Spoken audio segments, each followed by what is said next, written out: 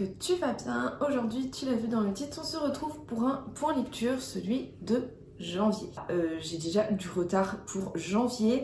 C'est d'ailleurs peut-être la seule vidéo qui sortira en février. Je ne sais pas encore. Comme je te l'ai dit, voilà, ça va être vraiment au feeling les vidéos maintenant. Donc, on va arrêter de parler et on va commencer au point lecture de janvier, qui va être vraiment assez court pour le coup, puisque je n'ai lu qu'un seul roman qui était très gros, très conséquent, et j'ai lu 3 BD en parallèle de ce roman. On va commencer par le roman. De toute façon, tu l'as vu dans la miniature, il s'agit de Celui qui noya le monde de Sheri Parker Chan aux éditions Brajlon, dans la très belle édition collector. C'est le tome 2 de Celle qui devint le soleil.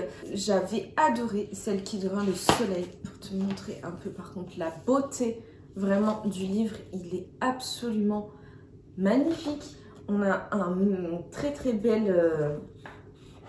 très beau travail aussi de la jaquette, voilà, qui est absolument magnifique aussi.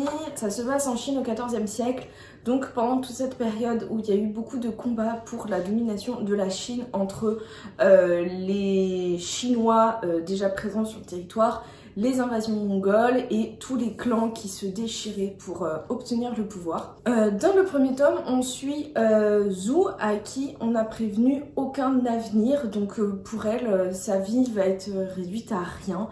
Par contre, son frère, lui, on lui a prédit un avenir extraordinaire, absolument incroyable, très brillant. Sauf que suite à un raid de barbares, et ben, toute sa famille est assassinée, y compris son frère. Donc ce qu'il va décider de faire, c'est de prendre la place et l'avenir de son frère. Zhu va donc vivre plein d'aventures et très vite, elle va avoir beaucoup d'ambition. C'est le complot et la quête de pouvoir qui sont au cœur de ce roman. Le complot, la politique, les stratégies guerrières, les stratégies pour la quête du pouvoir, avec qui on va s'allier, qui on va trahir, à quel prix, etc. Si tu aimes vraiment tout ce qui est complot, intrigue, manipulation, stratégie autour du pouvoir, vraiment cette saga, je pense qu'elle va énormément te plaire, puisque ça tourne vraiment beaucoup autour de ça. On voit des combats aussi, mais c'est pas le cœur. Vraiment l'action concrète est un peu plus présente là dans ce tome-ci quand même que dans le précédent, mais c'est pas le cœur vraiment de l'histoire. La touche de fantastique, de magie n'est pas non plus au cœur de l'histoire. En fait, c'est juste un phénomène utilisé pour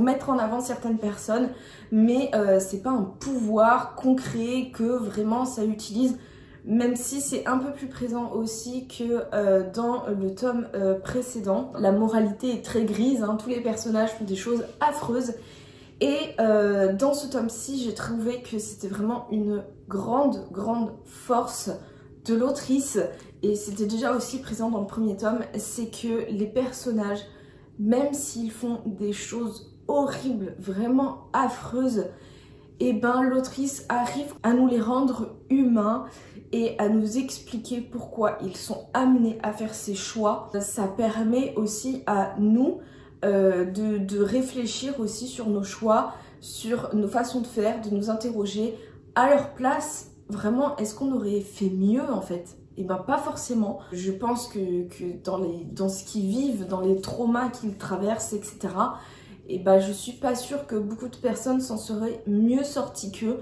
La plume est quand même assez dense, je dirais.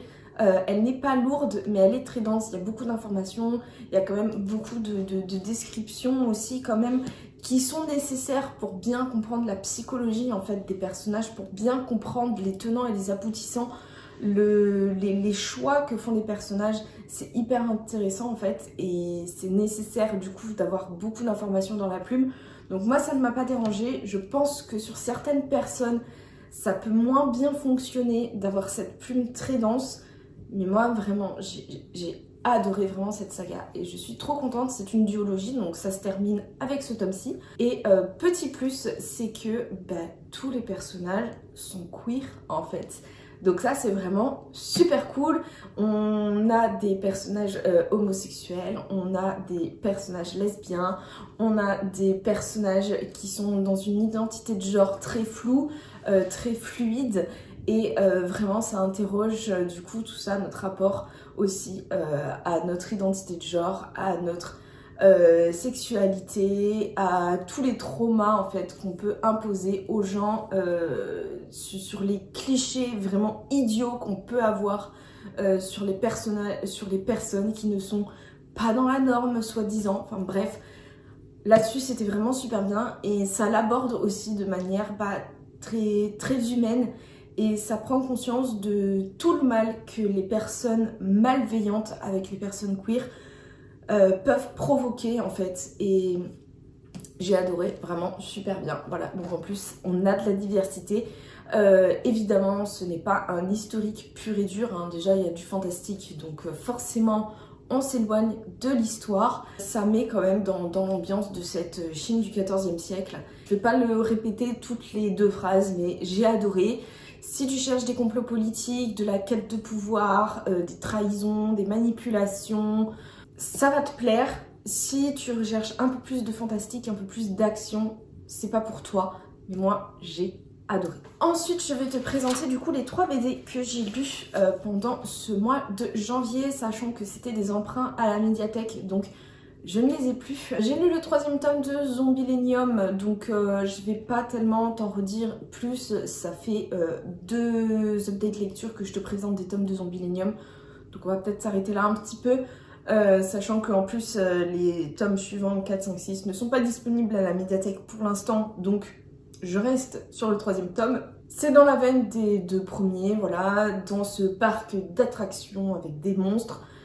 C'est très bien, j'aime beaucoup, c'est très rafraîchissant. On a un fil rouge qui passe vraiment derrière, on ne sait pas pour l'instant où ça va aller, mais voilà, c'est la vie en fait d'une entreprise, mais d'une entreprise avec des monstres. Donc c'est très bien, vraiment, je suis contente de l'avoir découvert, on verra quand je lirai la suite.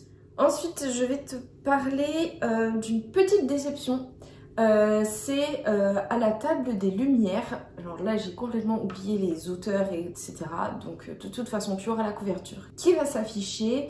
À la table des Lumières en fait c'est une BD éducatrice sur eh bien, la nourriture, le rapport à la nourriture, les repas, voilà, toute la culture autour de la nourriture et de manger.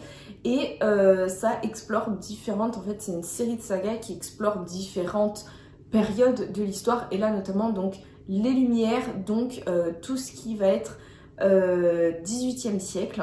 Sur le papier franchement ça avait tout pour me plaire, la bouffe, l'histoire, c'est 2 choses que j'aime beaucoup, donc j'étais curieuse de voir un peu cette BD, où est-ce que ça allait, qu'est-ce que j'allais apprendre.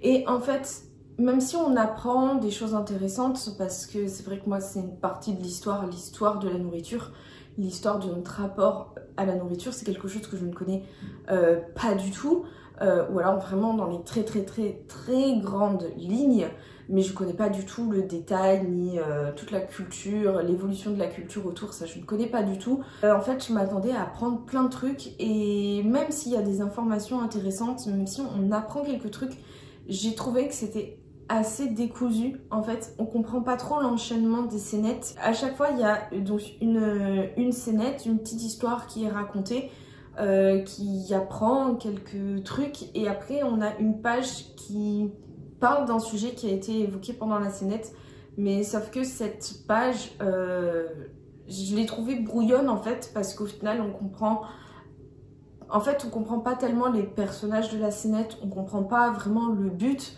de la scénette, on ne sait pas exactement à quel moment du 18e siècle ça se passe, donc je sais pas, j'ai trouvé l'idée très bonne, mais la réalisation un peu brouillonne et pas très claire, donc au final et bah ça a moyennement marché sur moi. J'ai pas tellement envie de m'y plonger plus, puisque c'est les mêmes auteurs à chaque fois, donc ça va être la même construction.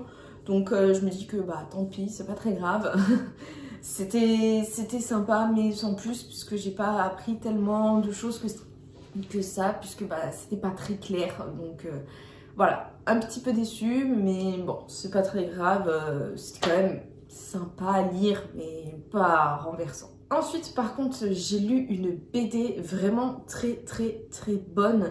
Il s'agit du premier tome des Ogres Dieux qui s'appelle Petit. Je crois que c'est de Catignol et Hubert. De toute façon, tu auras la couverture ici. C'est une BD qui a pas mal fait parler d'elle et je crois qu'elle a gagné quelques prix. Elle tourne souvent sur les réseaux sociaux et à chaque fois que je la vois passer, c'est des avis toujours excellents.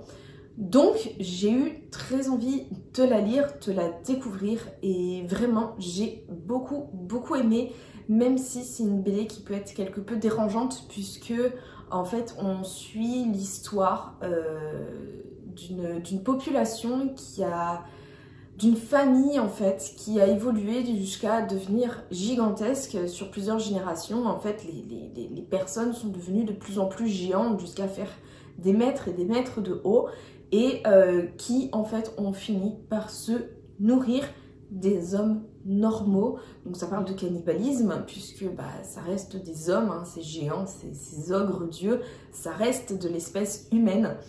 Et ils font du cannibalisme et donc ça interroge tout notre rapport aux autres, notre rapport, voilà, où quand il y a un système dominant qui écrase les autres, enfin ça parle de plein de choses en fait. Et je l'ai trouvée hyper intéressante, vraiment c'était super bien. L'univers graphique est particulier mais vraiment est génial, enfin c'est très beau à lire, c'est très fluide à lire. Les planches sont très belles, on comprend tout, c'est très parlant, enfin vraiment génial. Et l'histoire, voilà, interroge sur plein de choses et c'est terrible à lire comme ça interroge et comme l'histoire est prenante en fait. J'ai énormément aimé cette BD, je te la recommande très fort. Si elle te tente vraiment, n'hésite pas parce que c'est incroyable. Là pour le coup à la médiathèque, tous les tomes sont disponibles, donc j'ai très hâte de découvrir la suite et de voir où les auteurs vont nous emmener. Voilà pour ce point lecture de janvier. Effectivement, il n'y a pas beaucoup de livres puisque je n'ai pas vraiment beaucoup lu en ce mois de janvier. Celui qui noyait le monde était quand même très dense et c'est un très gros livre. Surtout que j'étais pas très focus dans la lecture pendant ce mois de janvier, mais il y a des mois comme ça qui arrivent et ça m'a permis quand même de lire quelques BD. Donc voilà, c'est plutôt cool. En février, normalement, il y aura un petit peu plus de romans à te présenter. Et je vais m'arrêter de parler ici. N'hésite pas à dire, toi, dans les commentaires, si tu as fait de très bonnes lectures en janvier ou si tu as eu des déceptions. Je suis très curieuse de voir ça. Et en attendant, on se retrouve très bientôt, je l'espère, dans une prochaine vidéo.